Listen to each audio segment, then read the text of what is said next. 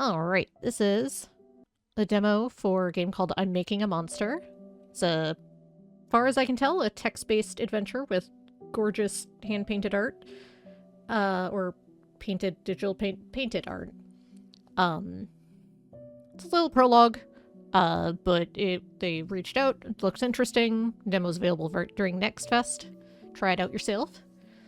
They're a two-person team based in Canada. Settings. Content warnings. Off-screen tasks, mention self-neglect, using distractions to run from issues. Okay. Oh! You can choose your pronouns. You can change it every time.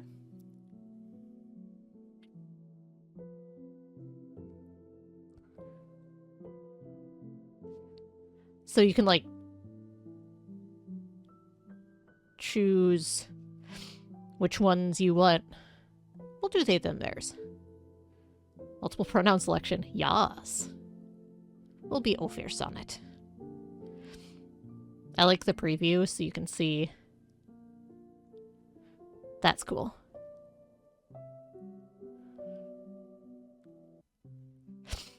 The year leading up to it was much like any other. The moments loop in Ophir's mind, ceaseless and rough as river rapids. If they had known. Ophir is at the beach. Regarding the spot, Delaney claimed while she grabbed snacks. Don't move an inch, she said. Ophir considers the blowing sands lifted by the chilly breeze coming off the water, then looks up to the clear sky. They wish they'd brought a book. They shiver slightly. Summer wasn't supposed to be so cold. She said don't move an inch, so we'll wait. Ophir lays back and closes their eyes. Why not let themselves be pampered for once? Could they have shared more time together? Ophir reclines against the park bench. Delaney left to use the bathroom, and Ophir's been conjuring small flames above their fingers to pass the time and keep the autumn chill at bay. The bench is hard and its seat awkwardly angled. Ophir shifts uncomfortably. They notice some movement in the corner of their eye and turn to see a sausage vendor. A sign proclaims the sale of homemade apple cider. Go get apple cider. Ophir gets up and stretches their arms, loosening the stiffness inflicted by the bench. Delaney probably likes apple cider, but really any excuse to leave the bench is a good one. The light at the cart is short. After a couple minutes, Ophir returns to the bench holding two steaming paper cups. Delaney is back and is standing rather than confronting the bench. Ophir smiles and hurries over. Could they have stopped it? It's New Year's Eve and Ophir is at Abella's. They're chatting with Max about their new job.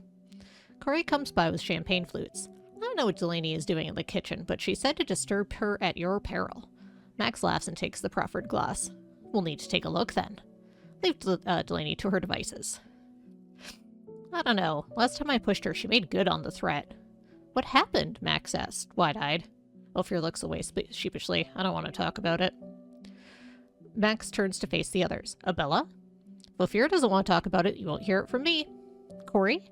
I'm so glad you asked. You see, Corey, Abella groans. Come on, it wasn't that bad. You really don't mind, do you, Ophir? I do mind, actually.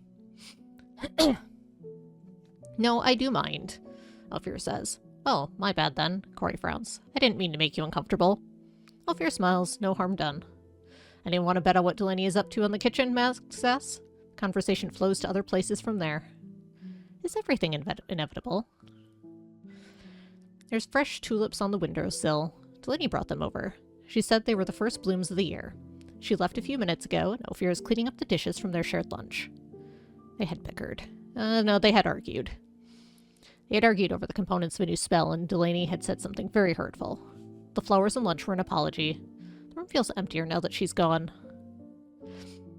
Call her. Ophir picks up the phone and rings Delaney. She picks up after a few seconds, longer than usual. Sorry, I couldn't find my headphones. What's up?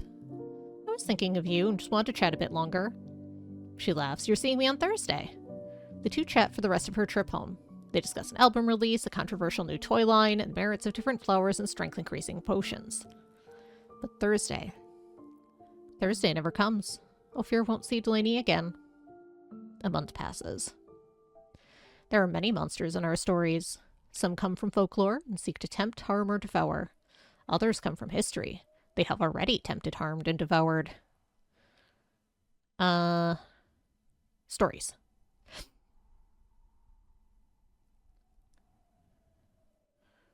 All stories are true, but to a degree which may vary. And like all stories, this one is true in all the ways that matter. It's a story with a villain who tempts and harms and devours. All monsters leave scars upon us, though the scars themselves vary. These scars sometimes birth their own monsters. Monsters born of our skin, of our pain, of our isolation. Monsters. Monsters are cruel, but not always cruel-intentioned. This does not lessen the shadow they cast over the world. They cut us and leave us to bleed. Ophir Sonnet has a raw and angry scar. It itches and bleeds their soul. No matter how they howl, it will not cease its scratching. Then one day. Ophir has been shut in their room for a month. They have not eaten a proper meal in more than a week. They have only drunk water under extreme duress. Today. Today, Ophir opens the door of their room at their own volition, a rare occurrence their friends will be equally excited and nervous about. Stumbles from its dark depths with a dehydrated wobble to their step. Fumbling for some scrap paper, tearing off a lid to a pen, Ophir drops on a stool and begins to sketch. Fervor and ink splatter onto page after page in unsteady strokes. Hours later. After hours, during which friends come over and find Ophir, relieved to see them out of their room, then distraught again to find Ophir unable to tear themselves from work, Ophir holds up a final page of formulas and diagrams. Exclaim in triumph. Yes, they say, it can be done. Ophir almost bounces up from the stool, but they lack the energy or coordination. Instead, they settle for lifting the page up, beaming at their work. What can be done? Ophir jumps at the sound, almost falling over in the process. They had not noticed that a friend crept into their kitchen while they worked. Abella leans out from the doorway, mixing bowl in hand, trying to hide her worry behind a smile. Ophir does not try to hide their rising excitement. Oh, Abella, they say, I'm going to make something unlike anything I've made before. Abella continues stirring, waiting. She has played this game before. Make something beautiful. I'm making, Ophir continues, something beautiful. Abella raises an eyebrow. Tell her the truth. I'm making a monster. The end. Hope you enjoyed this preview of I'm Making a Monster.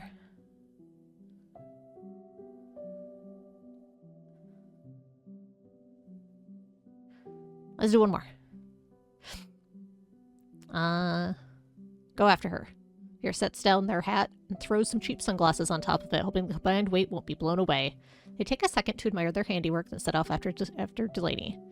2 minutes and 200 meters later, Ophir spots Delaney in a long ice cream line. She's balancing a melting slushie on a pizza box. She raises an eyebrow when she sees Ophir, but still smiles. Some spot guard you are. Next time you can do all the fetching and I'll take the easy job. Ophir smiles and picks up their pace to reach her. Snark back. Easy. I just barely made it out alive after fighting off 20 ravenous alligators from taking the spot. If you fought them off, then why are you here? She laughs. I was too worn out to fight the giant goose man who descended from the sky afterwards, so I ran here to hide. So what you're saying is you led the goose man here? Yes, he'll be arriving any second. Delaney's faux panicked gaze holds Ophir's deeply somber expression for a moment before they both collapse into giggles. Well, it'll be nice having you keep me in company in line, she concedes. You can help me hold the food.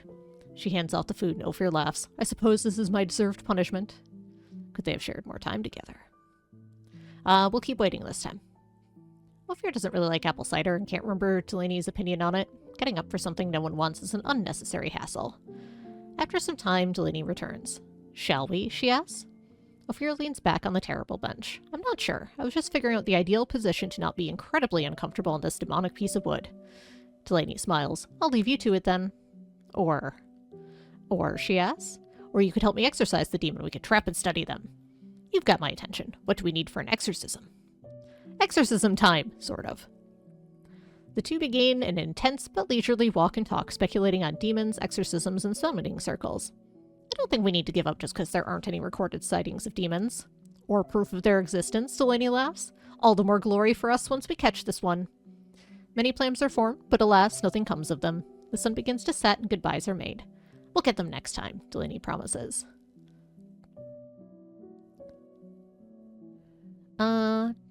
Agree with Max and storm the kitchen.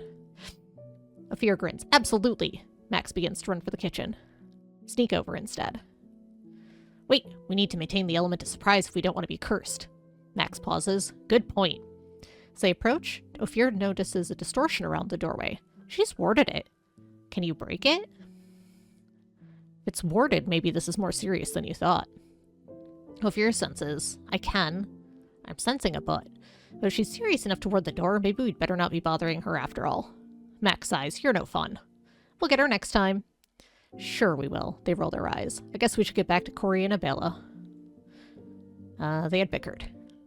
They had bickered amicably over lunch. Delaney pestering Ophir about their love of bad movies, and Ophir calling out her love of other equally bad movies. The room feels emptier now that she's gone. Finish your chores. Ophir refocuses on the dishes. They can call Delaney later. But later. Later never comes. Ophir won't speak to Delaney again.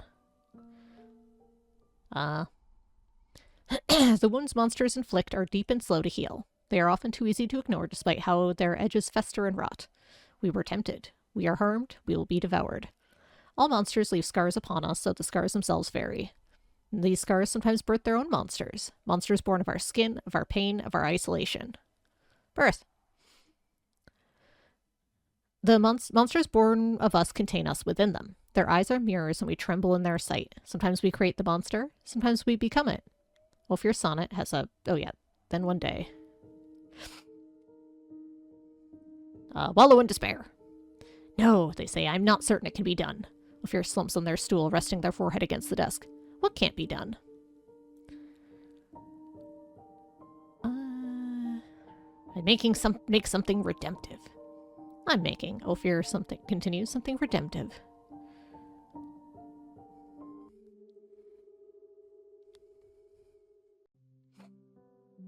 Alright, one more.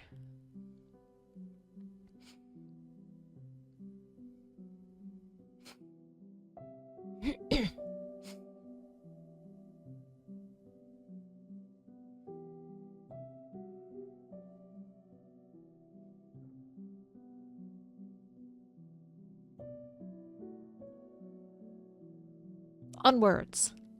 Ophir and Max charge at the closed kitchen door only to bounce off something a foot before it. Damn, she's warded it. Give me a candle in 5 minutes. Ophir starts rolling up their sleeves. Got it. Max runs for their bag. As Ophir examines the wards, Corey saunters over. Are you sure you want to do this? Absolutely. Of course, they turn and shout, Max, where are those candles? 1 minute. Corey sighs. It's your funeral. He turns and wanders back to Abella. Max returns a moment later with the candle and Ophir gets to work. 5 minutes and 1 candle later. I want to see what she's doing. The kitchen door unlocks with a soft pop. Ophir and Max look at each other before Max grins and pushes it open. Delaney is standing in the middle of the room, hands covered in glitter, raising an unimpressed eyebrow. Why am I not surprised? Ophir laughs. You were goading Max. I just came in to help with the wards. She smiles back. Maybe I was. Max is over by the cauldron on Abella's stove. What is this? Then they notice the smell. Ophir takes a deep breath, scenting berries and ozone. You didn't... I did, she says, and since you barged in, neither of you are getting any. It's a memory spell, Ophir explains to Max, who hadn't studied potions. One of friendship. Reminds of good times now past and solidifies the night you drink for you to cherish. It's a lot of work. That's so sweet, Delaney. Too bad you won't be partaking of them, she sniffs. But Ophir is still smiling. They know that this time Delaney doesn't mean it. One wax clean up later. Ophir was right. Delaney begrudgingly shares her potion. What follows is a night of reminiscence and wonder. It's a night that will stay with all of them for a very long time.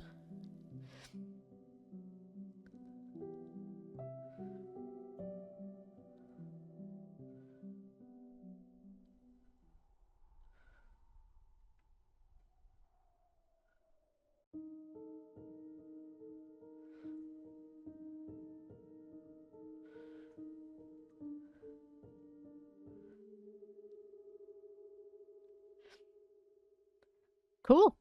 That's most of the demo content. This is a cool little prologue. I'm gonna grab something else here.